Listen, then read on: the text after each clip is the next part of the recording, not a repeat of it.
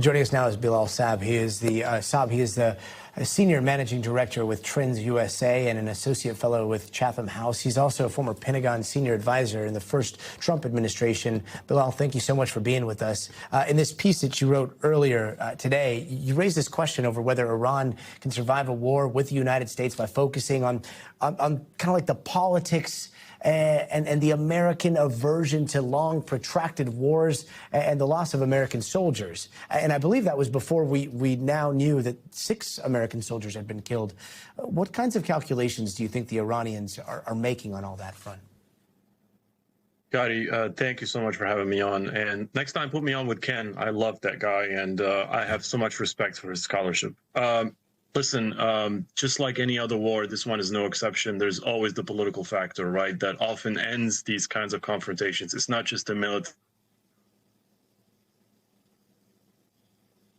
The politics very much speak to Iranian strategy here. They understand that they are the weaker party. They understand that there's no way they can survive, which is their top priority, without manipulating the politics of it all and without trying to exact some kind of a political price on President Trump to discontinue military operations. Because like I said, a direct engagement between the two sides heavily favors the United States.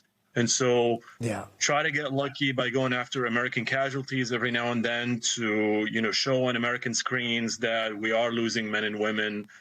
Expand the conflict geographically, extend it also so that they can test the patience of the president, whether he wants to be really in it for the long haul. That's the Iranian strategy. That's the politics of it in my mind. If the American public opinion is kind of like the Achilles heel here, at least for the strategy, what is the equivalent of the Iranian regime's Achilles heel?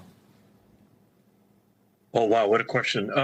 I don't want to sound flippant about it, but virtually non-existent only because you are living in a virtually dictatorial system, right, where public opinion doesn't really matter a whole lot. Of course, there is a constituency for the Iranian regime. They don't, govern in isolation.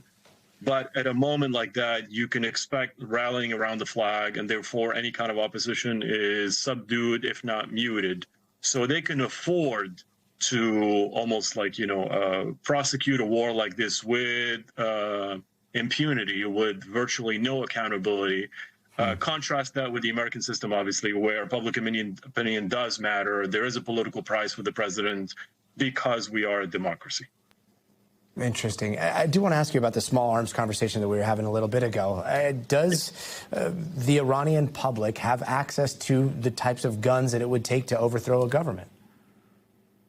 I always prefer to be credible with you, Gadi. I'm sitting here in Vienna, Virginia. I have no idea if they have access to small arms, but I would just wager to say that I don't think it would be sufficient to, generate a sizable enough military force, coherent also opposition to take on this incredibly challenging mission that President Trump is calling for, which is to take over and topple the regime. I don't think that's sort of in the cards anytime soon.